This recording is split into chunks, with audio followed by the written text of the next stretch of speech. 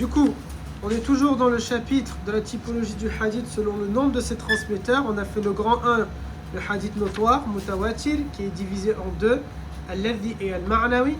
Et maintenant, on va faire le grand 2, le hadith mashhur, c'est-à-dire il est réputé. Il y a beaucoup de choses à dire sur le hadith réputé, parce que c'est justement des hadiths qui sont beaucoup répandus, d'où son nom, il est mashhur, il est réputé. Mais les gens, juste sous prétexte qu'il est beaucoup répandu, ils lui ont donné un haut degré d'authenticité ou un haut degré de validité, plus fort que le mutawatir, plus fort que le sahih, juste sous prétexte qu'il est très répandu. Mais c'est pas parce que quelque chose est très répandu qu'il est forcément mauvais ou qu'il est forcément légitime, ok? Il faut faire attention. Maintenant, dans notre communauté, il y a beaucoup de choses qui sont très réputées, très répandues, mais on n'est pas en train de... Ce ne sont pas des choses qui sont forcément religieuses. Qu'est-ce qu'on a dans notre communauté qui est très répandu, par exemple? Dans notre communauté, quelque chose qui est très répandu, ça va être quand on va vous casser la tête en vous disant Sirat al-Rahim, tu dois appeler, je ne sais pas si c'est votre cas, vous, moi c'est ce qu'on me fait toujours. Quand j'étais parti au Maroc, à un moment donné, je me suis énervé avec une des sœurs à mon père. Je suis sorti en claquant la porte parce que ça m'a énervé. Parce que dès que tu vas être religieux, on va te dire mais tu m'appelles pas. Donc tu ne fais pas Sirat al-Rahim. C'est-à-dire préserver les liens de parenté. Donc si tu ne fais pas ça, tu as coupé al-Rahim, Sirat al-Rahim. Donc al-Rahman, il va pas. Vous voyez, ils vont entrer dans ce genre de choses. Sirat al-Rahim, ça signifie pas qu'on est obligé de passer un coup de fil à tout le monde. Imaginez Oustad, il a 13 oncles et tantes, 13 personnes, 27 cousins, cousines du côté de ma mère, 6 du côté de mon père. Ça fait déjà combien? 31 plus 13 personnes, nous sommes à 44. Wallah, qu'est-ce que j'aurais aimé être un orphelin. Wallah, je vous jure. 41 personnes. Rajoutez les 2 parents, 43. Les 2 grands-parents, 45. Est-ce qu'on rajoutait les 4 frères et sœurs? 49. Rajoutez les 5 neveux et nièces. 54. Ça, c'est simplement ceux avec qui il y a un lien de sang. Sans compter, parce que chez nous les Arabes, le mari de ta sœur, ça y est, c'est ta famille. La femme de ton frère, c'est ta famille. La femme de ton oncle, le mari de ta tante, c'est ta famille. Alors sans compter ça, vous rajoutez le double. Vous voyez? Tout ça, ils considèrent que Sirat al-Rahim, ça signifie que tu dois passer un coup de fil à chacun. Non. Sirat al-Rahim, ne pas rompre les liens de parenté, ça veut dire que techniquement, je ne vais pas dire à quelqu'un, toi et moi, c'est fini, on parle plus. Comme ça, il n'y a aucune excuse, aucune raison. Du jour au lendemain, je le vois, je ne veux pas lui dire salam. Il me parle, je ne veux pas lui répondre. Sirat al-Rahim, ça ne veut pas dire que je suis obligé de passer un coup de fil. Imaginez 5 minutes passées avec chacun d'entre eux. Oustad, il n'a pas le temps de parler avec 50 personnes 5 minutes. Sans compter les élèves de Da'wa. Sans compter l'écriture, sans compter ceci, sans compter cela. Et les gens, ils ont... Mais c'est répandu dans leur esprit. La famille, donc c'est Sirat al-Rahim, donc tu dois... m'appeler, donc tu dois envoyer des messages. Non, ça ne marche pas de cette manière-là. Autre chose qui vont être répandues, c'est par exemple le fait que l'enfant, il doit toujours être au service de ses parents. Tu es comme un esclave, on va te dire, va faire ça, va faire ça, va faire ça, et tu vas t'exécuter. Non, ce n'est pas de cette manière-là. Quand tu es un enfant, ça passe. Mais au bout d'un moment, tu as des études, tu as un travail, tu as des occupations, tu as des responsabilités. Tu as peut-être toi-même, après, au bout d'un moment, fondé un foyer, etc. Donc, on n'est pas au service des personnes. On peut aider, bismillah, on ne peut pas aider, ça peut arriver. Et les personnes, ils n'ont pas à dire non, parce que je suis, vous savez, ce genre d'homme qui aime répéter « je suis le père, je suis le père, je suis le père ». Ce n'est pas de cette manière-là que c'est en train de fonctionner. Ça, c'est quelque chose qui est répandu, mais qui n'est pas correct. Quand vous allez lire la sira, quand vous regardez la sira, allez regarder les vidéos que j'ai faites, et encore les vidéos que j'ai faites, on pourrait dire bah Oustad, c'est normal, il n'a pas traité de ces sujets-là parce que ça allait dans son sens. Lisez les livres de hadith, lisez les livres de sira. Vous n'êtes pas en train de voir que Abu Bakr, sa vie, elle s'est résumée à faire tout ce que papa et maman ils lui ont demandé de faire. Et pourtant, son père et sa mère étaient vivants. Vous n'êtes pas en train de lire que Abdallah ibn Omar ibn al-Khattab, tous les hadiths, ils tournent autour de mon père m'a dit, mon père m'a fait, mon père a dit de faire. Vous voyez? Non. Vous ne trouvez même pas Fatima, la fille du Nabi, alayhi salatu salam, ou Ruqayya ou Kulthum, qui ont passé toute leur vie à raconter papa m'a demandé. Et alors même que son père, c'est le messager de Dieu, alayhi salatu salam. Vous ne trouvez pas Aïcha qui passe toute sa vie à être au service, vous savez, comme ces jeunes filles sur Facebook et ailleurs. Elle travaille où? À rendre mon mari heureux. Et déjà, il faut qu'elle-même, elle se rende heureuse. Aïcha, sa vie n'a pas tourné à rendre Mohammed, son mari, heureux. Mais elle a cherché à plaire au messager de Dieu. La relation qu'elle a avec lui, c'est une relation compagnonne et messager d'Allah Azza wa Jal. Voilà la relation number one qu'il y a entre eux. Entre le prophète et Khadija, la première relation, c'est ça aussi. C'est une sahabiya, c'est une compagnonne. Accessoirement, elle est l'épouse du prophète et donc la mère des croyants. Mais la raison principale, le lien principal entre eux, elle est une sahabiya. Elle est une compagnonne du messager de Dieu. Mais les gens, c'est répondu que qu'est-ce qu'ils vont dire? Ils vont dire, non, à partir du moment où tu es mon fils, tu dois faire. Tu es, je sais pas, tu as telle relation avec moi, tu dois faire. Et ça, ce sont des choses complètement de folie, ok? Parmi les choses répandues, mathalan, mais qui vont être erronées, il y a le garçon qui va dire, ma femme, elle n'a pas le droit de me refuser si je lui demande. Elle est complètement, c'est comme l'histoire des 72 vierges qu'on a vu tout à l'heure. Ce sont des choses qui sont comme ça, dites avec loisir et plaisir et perversité par des hommes qui sont tout simplement, qui ont besoin d'aller consulter un addictologue et un sexologue et je sais pas quoi, plutôt qu'autre chose. Ils n'auraient pas dû d'ailleurs se marier avec une femme, ils auraient dû attendre un peu et se marier avec la poupée que Elon Musk il va faire. Au moins ils peuvent faire toutes les choses haram qu'ils ont à l'esprit. On revient au hadith réputé qui est mashhour. C'est quoi sa définition? C'est un hadith qui est rapporté par 3 narrateurs ou plus. C'est un hadith qui va être rapporté par 3 narrateurs ou plus, mais d'après un enseignant. C'est-à-dire que de génération en génération, on a toujours un prof avec 3 élèves. Oustad, il vous raconte mathalan une parole et vous êtes 3 ou plus à noter cette parole-là. Et puis chacun d'entre vous va aller l'enseigner et le moment où il l'enseigne, il a au minimum 3 élèves sur place, ok, en train de l'entendre. Et puis chacun d'entre eux, de nouveau, il va aller le répéter et chacun d'entre eux, il a minimum 3 élèves qui sont sur place et qui sont en train de l'entendre. Est-ce que vous arrivez à comprendre c'est quoi la définition d'un mashhour? Je reprends. On a donc mathalan le prophète qui va dire une parole avec 3 compagnons sur place. Chacun de ces 3 compagnons va l'enseigner à leurs élèves. Au moment où ils enseignent cette parole-là, il y a 3 élèves à chaque fois. Et ainsi de suite. C'est caricaturé pour que vous puissiez bien le comprendre de cette manière-là.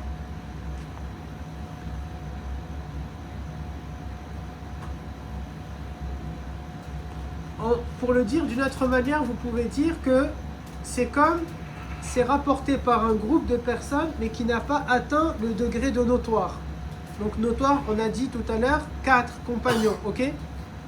Comme c'est pas 4 compagnons, ça reste 3. Mais si maintenant c'était 10, et à chaque étape il y avait au moins 10 personnes, on peut considérer que c'est notoire pour certains, ok?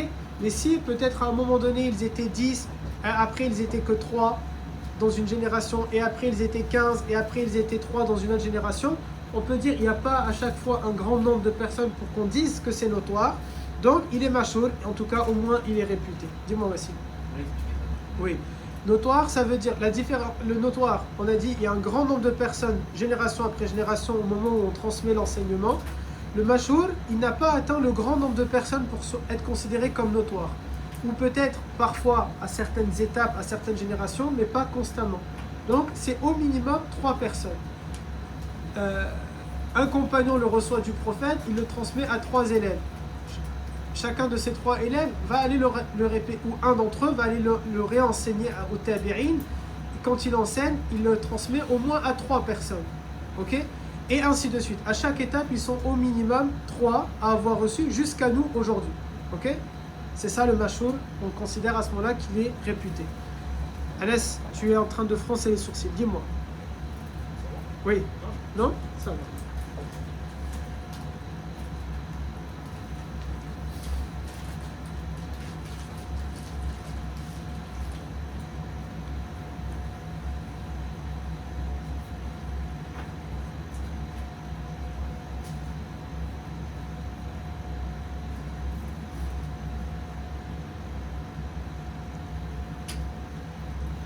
Autre information sur ça, vous pouvez dire que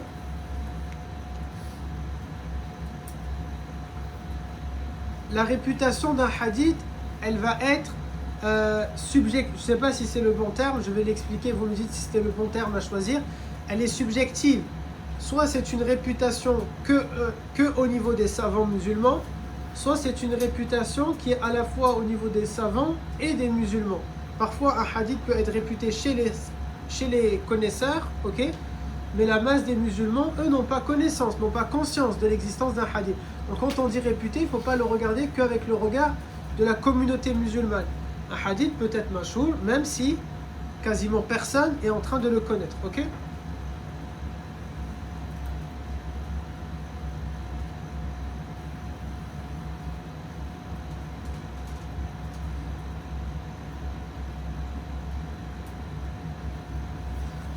On a quelques exemples de hadith mashour comme ça, au moins vous allez me dire d'ailleurs si vous les avez déjà entendus ou pas.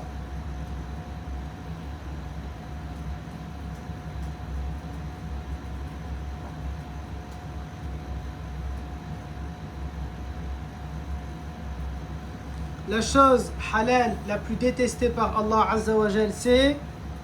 Question pour un champion. Il y a beaucoup de jeunes qui aiment ce hadith.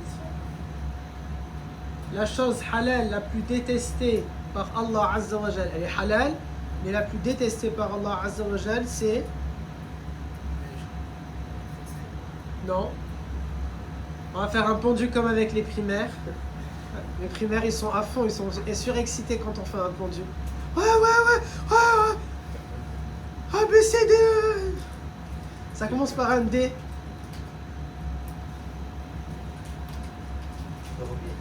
Non. Une canette pour celui... Je sais que vous attendez à chaque fois la canette. Une canette hors Monster. Il n'y aura pas Monster, ça y est, c'est le maximum. Là, ça y est, lâchez-vous. Non.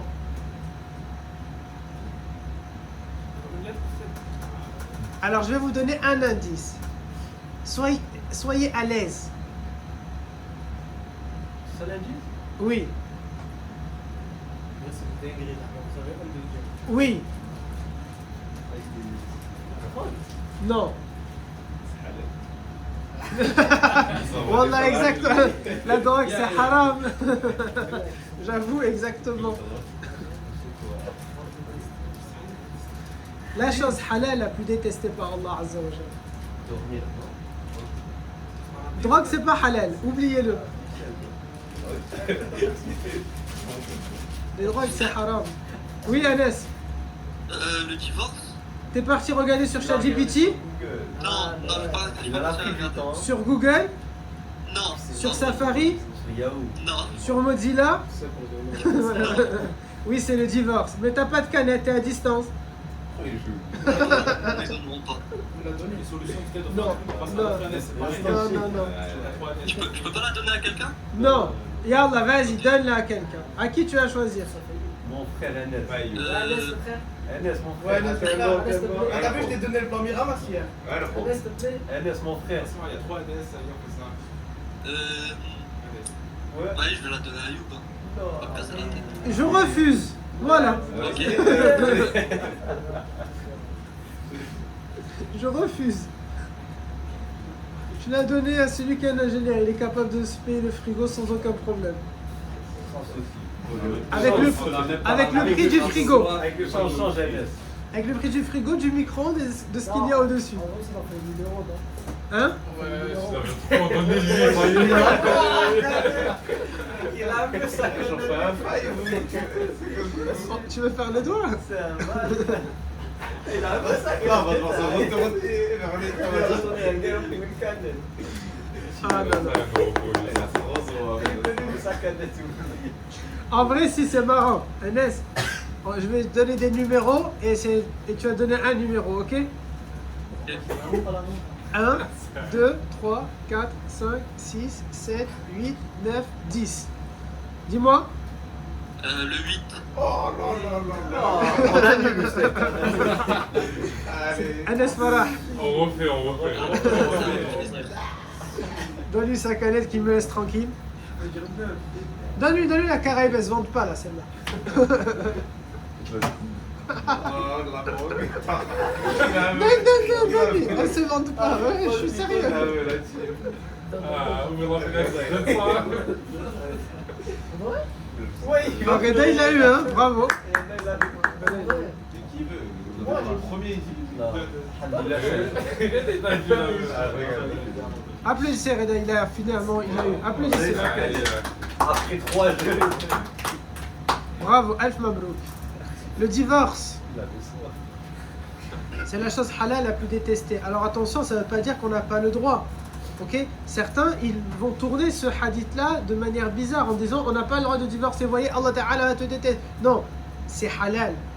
Simplement, pourquoi Allah Ta'ala a dit ça? De manière à ce que les gens ne s'amusent pas à le faire à tout va. Ok? Rappelez-vous ce qu'on dit sur le mariage. Mithaqan ghalidha. C'est le plus lourd contrat qui existe. Sauf que les gens, ils le font à la va-vite et de manière lambda et de manière n'importe quoi. Ils se marient facilement. Ils se marient à tout va. Et puis après, ils divorcent à tout va. Pour régler ce problème-là, à la fois Allah Ta'ala, dans le début du mariage, il va dire Mithaqan ghalidha, c'est quelque chose qui est lourd de conséquences. Et en même temps, si vous allez vous séparer, oui, c'est halal, il n'y a pas de problème, mais c'est détestable dans le sens ne jouez pas avec ça. Mais c'est halal, et ça, il faut bien le comprendre. On a chez les compagnons et les compagnons, regardez la série des compagnons que je suis en train de faire, il y a déjà plusieurs compagnons ou compagnonnes que j'ai parlé, ils ont divorcé 2 fois, 3 fois, 4 fois. Ok, c'est énorme déjà. Dans notre société, on trouve rarement quelqu'un aujourd'hui ou à notre époque, on ne trouve pas quelqu'un qui a divorcé 3 ou 4 fois, ok? C'est assez rare. Mais pourtant, on a l'impression que le divorce est beaucoup plus courant maintenant qu'avant. Pourquoi? Que chez les compagnons. Parce que maintenant, c'est un divorce bête. Avant, c'était un divorce sérieux, ok? Il y a au bout d'un moment une incompatibilité, khalas. Et Allah Ta'ala nous rappelle dans le Coran, séparez-vous d'elle de la manière la plus convenable qui existe. Aujourd'hui, non. Aujourd'hui, les garçons, qu'est-ce qu'ils vont dire?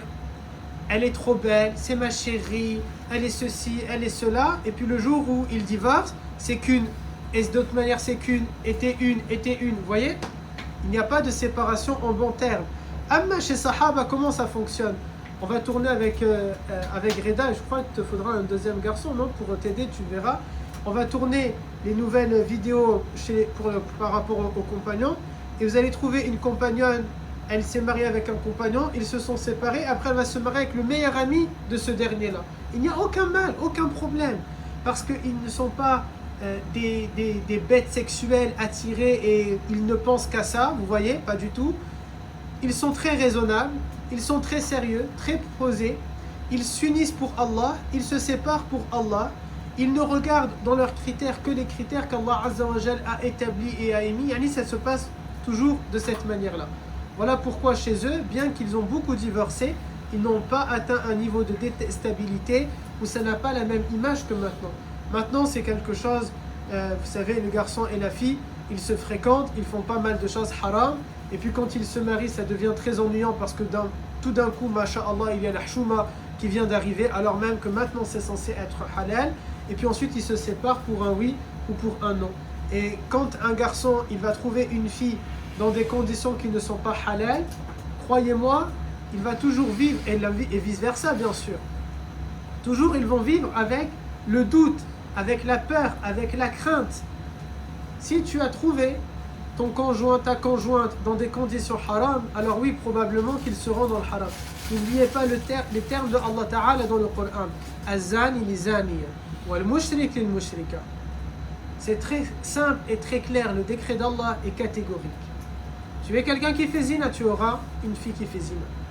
Tu es quelqu'un qui est pervers, tu auras une perverse. Tu es quelqu'un de mauvais, Allah Ta'ala te donnera quelqu'un qui est mauvaise. Pourquoi? Parce que Allah Ta'ala ne va pas donner à une croyante ou à un croyant quelqu'un qui va peut-être nuire pour lui-même, ok? Sauf bien sûr dans des cas extrêmes, si Allah Ta'ala a choisi d'éprouver une personne, mais la facilité des gens maintenant c'est quoi? Nous on dit dans un cas extrême peut-être que Allah Ta'ala l'a éprouvé. Masha'Allah, maintenant les gens ils se sont pris pour des muftis, pour des grands pieux, pour des ahlillah, des aimés de Allah. Ils vont dire Allah Ta'ala m'aime tellement qu'il m'a donné une épreuve. Vous voyez, il y a des gens, ils parlent de cette manière-là. Il y a quelqu'un, ils ont une épreuve, ils vont dire Allah Ta'ala n'éprouve que les gens qu'il aime. Yani sous-entendu, je traduis, Allah Ta'ala est fou, amoureux, astaghfirullah de moi. C'est comme ça qu'ils sont en train de parler. Wallahi, j'ai entendu tellement de gens. Il y a une épreuve, il dit, mais vous savez, Allah Ta'ala n'éprouve que les gens qu'il aime. Il le dit de cette manière-là, yani, comme ça, je suis un aimé de Allah Ta'ala. Wallahi, même Abu Bakr, il n'a jamais dit je suis un ahlillah. Omar ibn al-Khattab, il dit, si toute l'humanité doit rentrer au paradis sauf un, fa wallahi innahu ibn al-Khattab. Je jure que c'est Ibn al-Khattab. Je jure que ça sera le fils de Ibn al-Khattab. Yani lui, il jure. Il ne jure pas par fausse modestie. Il ne jure pas juste pour s'y croire. Il ne jure pas, non, wallahi, il le pense. Alors même qu'il est l'homme pour lequel, qu'est-ce que le prophète a dit, la parole peut-être la plus importante au sujet de Omar ibn al-Khattab, qui montre sa foi et sa piété, c'est laquelle? Quand le prophète il dit, Omar, si Allah devait envoyer un prophète après moi, ça aurait été toi, mais il n'y a pas de prophète après moi. Il est cet homme-là. Et pourtant, il est convaincu qu'il ne va pas rentrer dans le paradis. Et rappelez-vous cette parole-là également que nous avons déjà étudiée et vue ensemble lorsque on a Abu Bakr, Omar, je crois c'est un autre, je ne me rappelle plus les noms, mais il y a Abu Bakr parmi eux, ils sont en train de se dire je suis un hypocrite à cause de cette langue. C'est Abu Bakr, il tient sa langue comme ça, un compagnon il passe, il lui dit qu'est-ce que tu fais? Et Abu Bakr il enlève ses doigts et il dit Wallahi je suis un hypocrite à cause de ça. Wallahi je suis un hypocrite à cause de ça. Et le compagnon il dit Wallah je sens de la même manière que toi. Et ils parlent entre eux et ils disent on n'est que des hypocrites. Ils partent voir le prophète et ils disent Ya Rasulallah, on est des munafiqoun. Et le prophète leur demande pourquoi vous dites ça. Et ils sont en train de dire quand on est avec toi et que tu nous parles du paradis et de l'islam, on a l'impression qu'on est, et quand on se retrouve seul, on a l'impression qu'on est loin. Attention, Abu Bakr ne fait pas zina, Abu Bakr ne vole pas, Abu Bakr n'a jamais tué, Abu Bakr n'a jamais volé, Abu Bakr n'a pas triché, Abu Bakr tient ses 5 prières, il fait tahajjud, il lit le Coran, il fait da'wa, il est du matin au soir collé au prophète alayhi salatu salam, il est constamment en train de faire le bien, il est Athani Athnain que Allah Ta'ala dit dans le Coran, il est celui que le prophète alayhi salatu salam a choisi de manière implicite et en même temps explicite pour être son successeur. Il est Khalifatul Rasulallah, il est celui qui est enterré à sa droite, il est celui que dans la balance, si on met le cœur de Abu Bakr et le cœur de toute l'humanité croyante de l'autre côté, ça ne se soulève même pas un tout petit peu. Il est celui que le prophète a choisi pour l'accompagner dans les gires. Il est celui que le prophète a dormi sur ses cuisses. Il est celui que les larmes du prophète ont coulé sur son visage. Il est celui que le prophète a dit, il est l'homme que j'aime le plus au monde. Il est celui que le prophète a choisi sa fille parce qu'il aime le plus au monde. Et pourtant, il dit au prophète, je suis un hypocrite. Regardez comment ils étaient, ces compagnons-là. Donc attention de ne pas tomber dans ce que les gens comme ça, ils aiment dire à travers ce hadith-là. Ah ben Allah Ta'ala, il m'a éprouvé, etc., etc. Ok? Un autre hadith qui est réputé, le prophète a dit, mais ça c'est un hadith par exemple, le premier est connu dans la communauté musulmane. Il est très répandu, les gens, peut-être vous ne l'avez pas entendu. Qui parmi vous l'avez déjà entendu? Oh, les statistiques sont mauvaises, 0%. Pourtant, il est très répandu. Le hadith qui dit la chose halal la plus détestée par Allah, c'est le divorce. À 2, l'avez entendu. 3. Allez, que 3, ça va. 3, ça fait un tiers, 33%. C'est mieux que 0%. Je me suis dit, c'est bizarre. Un autre hadith, lui, par contre, il est plutôt connu que chez les savants et quasiment pas dans la communauté musulmane. Un hadith où le prophète, il dit « Il n'est pas tenu compte à ma communauté l'erreur, l'oubli et ce qu'ils font sous la contrainte. » Yani, c'est comme le prophète, il dit « Allah Azza wa Jal ne va pas vous juger, il ne va pas vous punir si tu fais quelque chose par erreur. » Yani, c'est une erreur, tu n'as pas fait exprès, ok?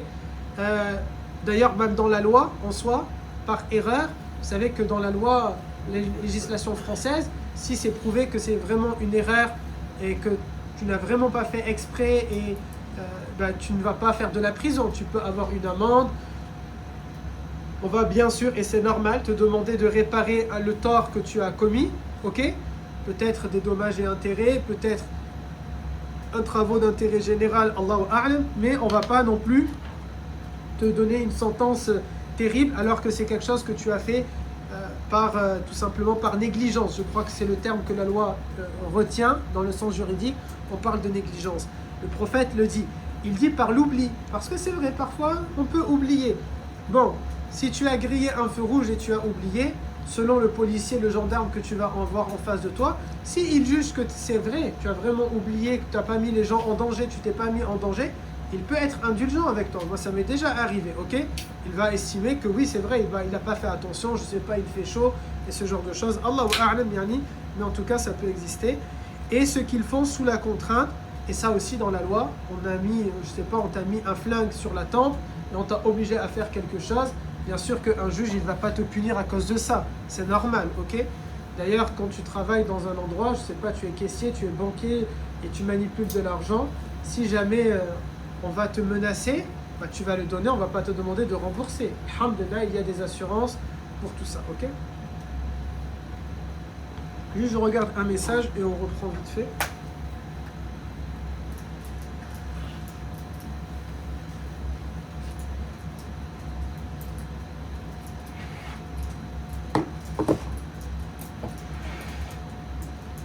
Autre hadith, ça c'est quelque chose que les gens devraient beaucoup connaître, mais malheureusement il est connu aussi que chez les savants. Ménager les susceptibilités des gens, c'est une sadaqa, c'est une aumône. Vous voyez, les gens parfois, hier Yassir il me demandait dans la voiture, est-ce que je vais donner de l'argent quand j'étais à la Umrah, est-ce que je donnais? Je disais moi je donne pas, parce que je n'aime pas le fait de mendier et ça facilite les gens à mendier. Mais il y a d'autres formes de sadaqa que vous pouvez faire et qui te coûtent 0 €. Par exemple, quand le prophète dit un sourire à ton frère, c'est une sadaqa. Les gens ils ne sourient pas maintenant. Souriez aux gens, mes garçons. Et quand on dit à ton frère, on ne parle pas que d'un croyant ou que d'une musulmane ou d'un musulman. Vous êtes dehors, les gens ils vous croisent dans le regard, souriez, ça fait du bien, mes garçons. Wallahi, ça fait du bien. Souriez aux gens. Souriez à un voisin. Tu es dans le tramway, quelqu'un il t'a regardé, tu es dehors. Tu croises le regard de quelqu'un, un sourire. Wallahi, un sourire. Attention maintenant, si tu fais un trop grand sourire, ça fait peur. Ok? Moi, si quelqu'un me sourit de manière exagérée, il veut quoi lui? Ok? J'aurais peut-être un peu peur. Mais un petit sourire, vous voyez, ça fait du bien aux gens. Et quelqu'un qui est, je sais pas, il est triste, il est pensif, il n'est pas bien, et il voit le sourire d'un étranger comme ça sur lui, wallahi, ça va lui faire du bien. Et peut-être là, tu as enlevé un mal à quelqu'un. Alors qu'on sait que dans les 70 branches de la foi, enlever un mal du chemin des gens, c'est une sadaqa. Et un chemin, c'est pas que le trottoir. Tu lui as enlevé aussi, tu étais sur son trottoir, tu lui as enlevé un mal qui était sur sa route. Tu lui as redonné une gaieté, quelque chose, ok? Et là, le hadith qu'on est en train de dire, ménager les susceptibilités des gens. Il y a des gens qui sont susceptibles et ils aiment bien ne pas ménager leurs susceptibilités.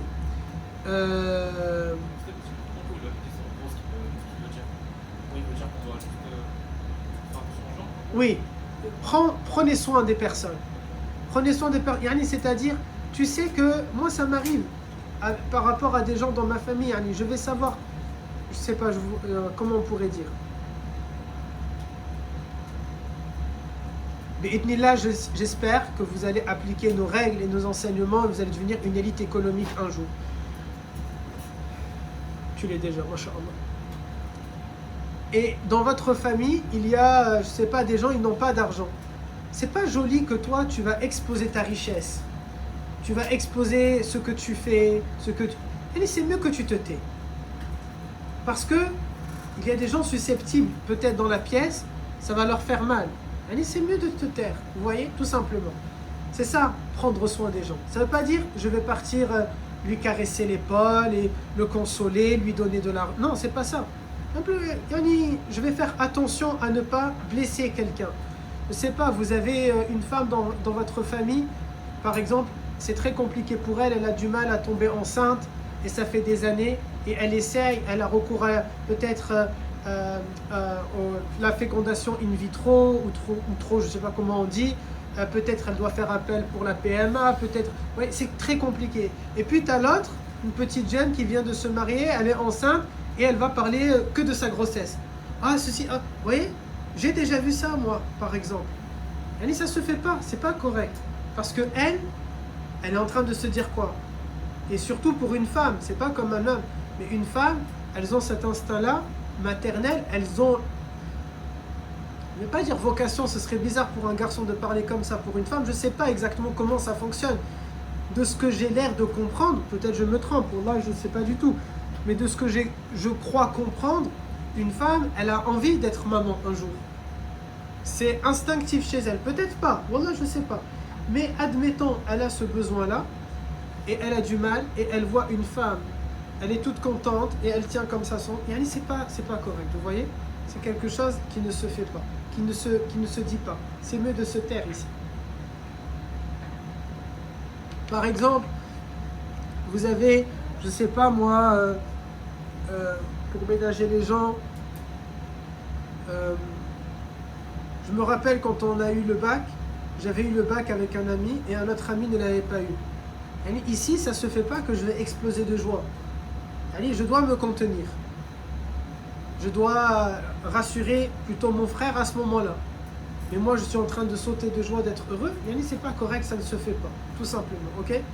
C'est ça, de ménager les gens et de faire attention aux gens. Il y avait une question?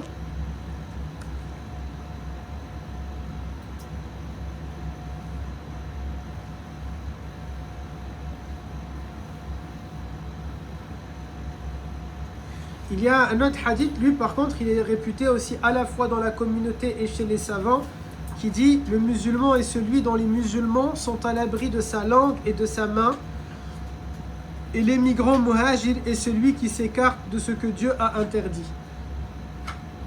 Le fait qu'un musulman, il doit toujours être à l'abri, il faut le voir dans un sens général. Là, le prophète, il parle entre musulmans, parce qu'il a affaire qu'à des élèves qui sont musulmans, aux compagnons et compagnons, de manière générale, mais là on ne va pas voir le cas général qu'un être humain doit être à l'abri d'un autre être humain. Ça c'est la finalité suprême de l'islam, c'est que les hommes et les femmes de cette planète, de cette terre, puissent se dire les enseignements divins sont les bons, et du coup, les gens doivent être à l'abri de ma langue, ils doivent être à l'abri de ma main. Je ne dois pas leur porter préjudice, je ne dois pas les agresser, je ne dois pas leur voler, je ne dois pas mal parler de eux, je ne dois pas les dénigrer, je ne dois pas les rabaisser, vous voyez? Bon, ça c'est la finalité générale. En attendant, on bosse déjà avec la communauté musulmane, et du coup, le musulman est celui dont les musulmans sont à l'abri de sa langue et de sa main, ok? Ce qu'on sait que c'est vraiment pas le cas. Déjà, à la tête des pays dits musulmans, on a affaire à des personnes se réclamant de l'islam et dont le peuple qui est musulman n'est pas du tout à l'abri de sa main et de sa langue. Donc déjà, vous voyez, on a un gros travail malheureusement à faire. T'as compris celui-ci, Anna? Non, je te vois, tu es perdu. Yani, c'est par exemple, si tu es un musulman, selon ce hadith-là, pour que tu sois un musulman, la communauté doit être à l'abri de ta main et de ta langue.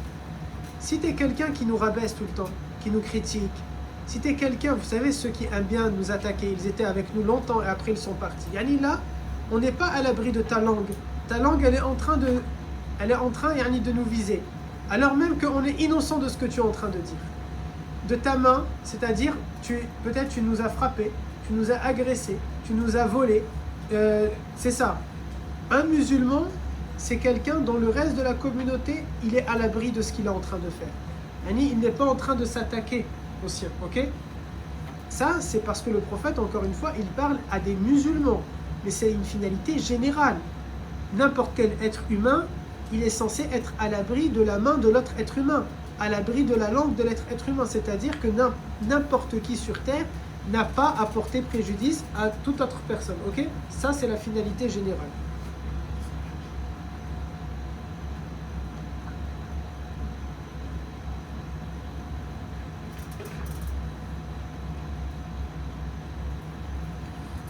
vous allez mettre que le fait qu'un hadith, on l'a dit tout à l'heure, mais vous l'écrivez au cas où, le fait qu'un hadith est réputé, ça ne veut pas dire qu'il est authentique. Ça, les gens, ils le confondent, ok? On revient au début du cours, 35 minutes avant ça, quand j'étais en train de dire, il y a des paroles qui sont très réputées ou des comportements réputés, et les gens pensent, ça y est, c'est authentique, c'est normal, bah, tout le monde le fait. Ils vont vous justifier comme ça. Oui, mais tout le monde le fait. Mathalan, on est à quelques jours de la Udhiya pour Eid al-Adha. Les gens, c'est réputé, ils disent, c'est une sunna. Nous allons le faire. Ou les gens, c'est réputé, ils considèrent c'est obligatoire. Non, c'est pas vrai. Abu Bakr et Omar étaient milliardaires et ils le font une année sur deux. Ce n'est pas une question d'argent. Okay, ce n'est pas une question d'argent. Si les gens ils voulaient véritablement faire comme le prophète a fait, ils ne seraient pas en train d'aller chez le berger et de choisir le mouton qui coûte le moins cher.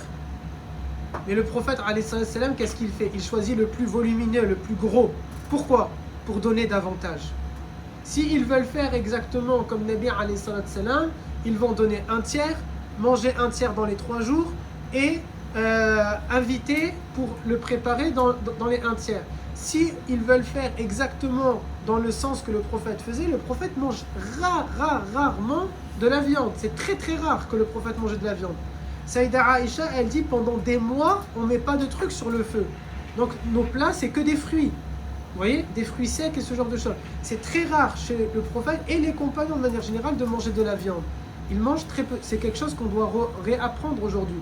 Parce que avant, moi par exemple, je mangeais de la viande 7 jours sur 7. Maintenant, j'ai essayé de diminuer. 5 jours sur 7. Sur les 5 jours sur 7 que je mange de la viande, 4 c'est des sandwichs commandés. Inch'Allah, ça va diminuer avec le temps. Petit à petit. Ah oui, ah oui.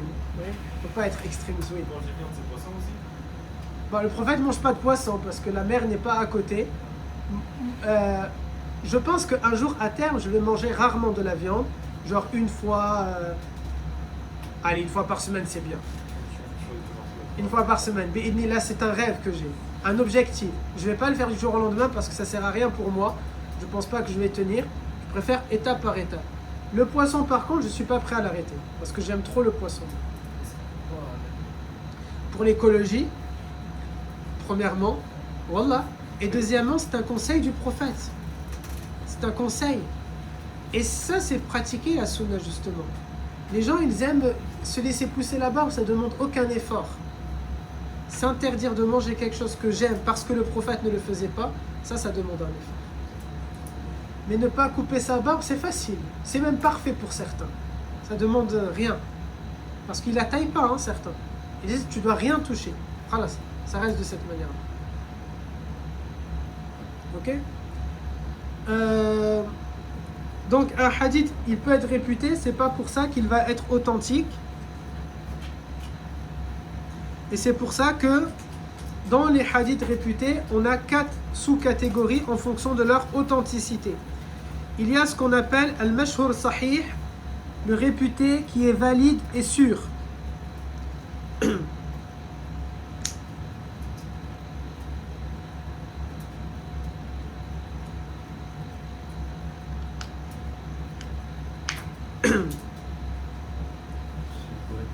Oui, on a le hadith par exemple, on a dit dans les hadiths mashhur, c'est pas parce qu'ils sont mashhur qu'ils sont authentiques, c'est pour ça qu'on a fait des catégories et vous avez l'une d'entre elles qui est al-mashhur sahih, le réputé sûr.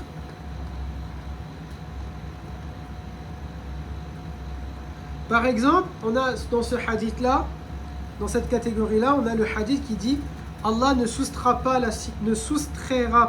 la science en l'enlevant elle-même. C'est-à-dire,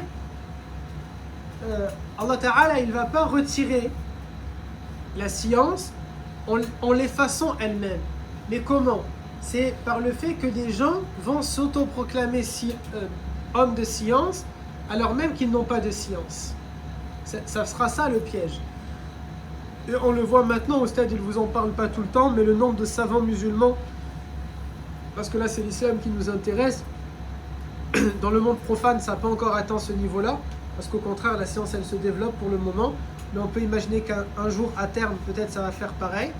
Mais dans la communauté musulmane, les savants décèdent les uns après les autres, et il n'y a personne pour les remplacer aujourd'hui. Il n'y a personne de leur gabarit. Et du coup, la science, elle va s'effacer au fur et à mesure. Pas avec le gommage totalement de la science, mais c'est tout simplement parce que ça se réduit, le panel se réduit, et c'est de cette manière-là qu'on est en train de perdre en science. Voilà aussi pourquoi on dit que quand un savant il meurt, c'est une encyclopédie, c'est une université qui est en train de s'éteindre avec lui. Vous avez la deuxième catégorie, ce qu'on appelle Al-Mashhur Hassan, le réputé qui est bon.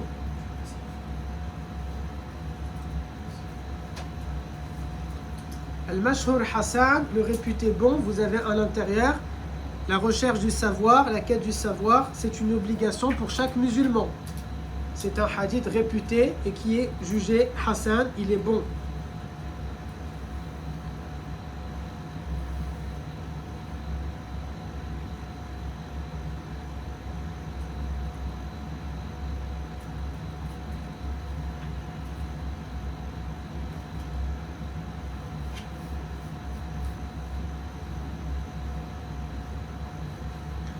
Vous avez Al-Mashhur Da'if, le réputé qui est faible.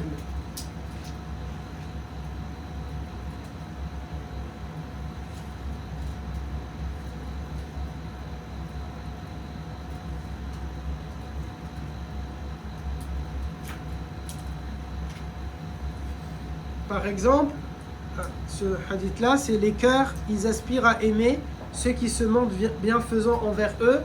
Je le dis d'une autre manière, les gens ils aiment dire sois généreux et allez plutôt, si tu es bon avec moi, alors comment le dire,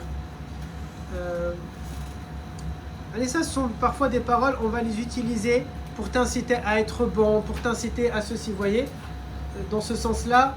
Si tu es bien, si tu es bon, alors tu vas je vais dire n'importe quoi, c'est pas un hadith ça, mais quelque chose qui ressemble à ça. Les gens ils aiment bien s'inventer des vies. Je me rappelle quelqu'un ici qui est rentré, il m'a dit, mon chat il est parti vers lui, il m'a dit ah ils sont attirés par les bonnes personnes. Je traduis, je suis un mec incroyable. Ça veut dire ça. À partir du moment où un chat il vient sur toi et tu me dis les chats ils reconnaissent les bonnes personnes, yani masha'Allah tu es incroyable. Tu es un ahlillah, les portes du paradis viennent de s'ouvrir, le temps s'est arrêté. Jibril bientôt va descendre et on va t'appeler Abu Huraira comme le compagnon, vous voyez? C'est complètement ici de la folie. Ici, c'est comme un peu ça. Les cœurs, ils aspirent à aimer ceux qui se montrent bienfaisants envers eux. Les gens, ils peuvent l'utiliser. Peut-être ça va dans ce sens-là. Mais les gens, comment ils vont l'utiliser? Les gens, ils m'aiment parce que je suis quelqu'un de bien. Vous voyez? Attention à ne pas utiliser les hadiths dans ce sens-là. Ça, pour moi, dans notre communauté, on manque de psychiatres. Il faudrait, vous savez, wallah, ça serait incroyable ça. À la place de la foire, on met plein de stands de psychiatres et les gens ils viennent et ils consultent. À l'entrée de la mosquée, on peut mettre des psychiatres et les gens ils peuvent consulter. À l'entrée des blocs, on a besoin de beaucoup de psychiatres dans notre communauté. Wallah, il y a beaucoup de problèmes psychologiques. Psychiatres, psychologues, addictologues, il y a vraiment besoin.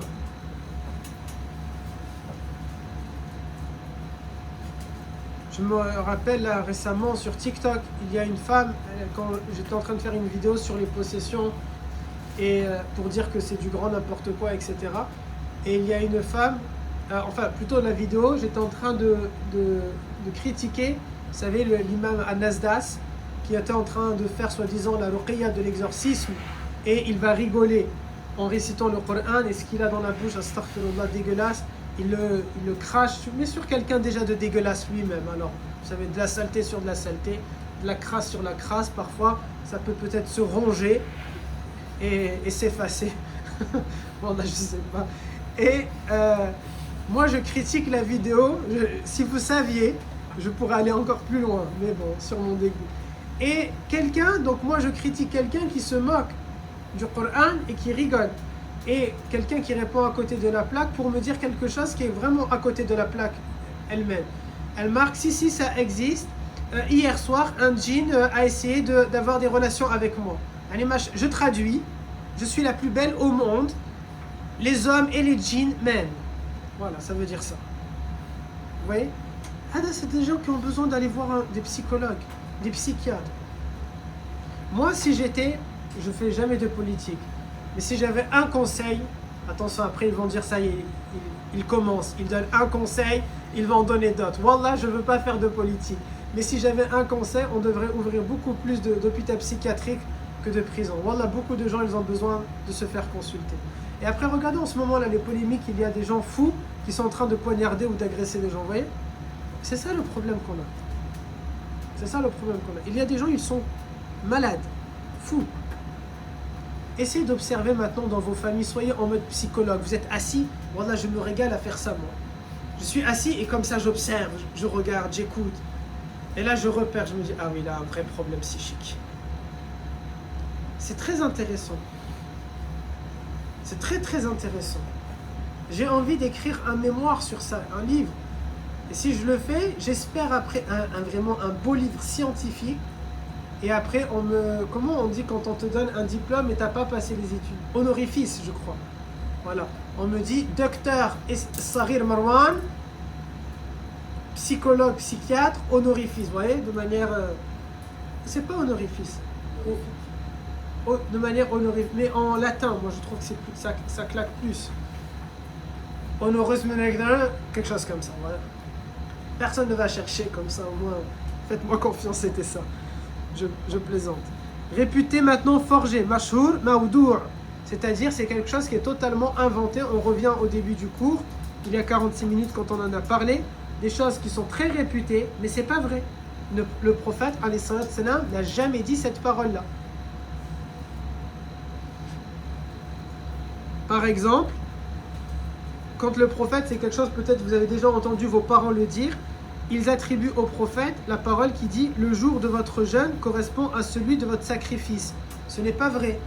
Yani, ils disent que si tu as commencé, là vous allez l'entendre pour ça, si on a commencé Ramadan un mercredi, alors le Eid al-Adha, il doit être un mercredi. Vous voyez, les gens ils font ce calcul, c'est du grand n'importe quoi. Ça n'existe pas cette parole-là, et ça n'a aucun sens temporel, ok? Au niveau des calendriers, ça n'a aucun sens. Ou bien vous allez entendre pareil pour Eid al-Fitr. Et on dit, ah on a jeûné un vendredi, ah ça veut dire Eid, ça sera un vendredi. Moi je l'entends chaque année ce débat-là. Ça n'a aucun sens. Comme ça. Comme ça. Voilà. Comment on dit en arabe, Maoudour, inventé, forgé. Un hadith de Bar'at.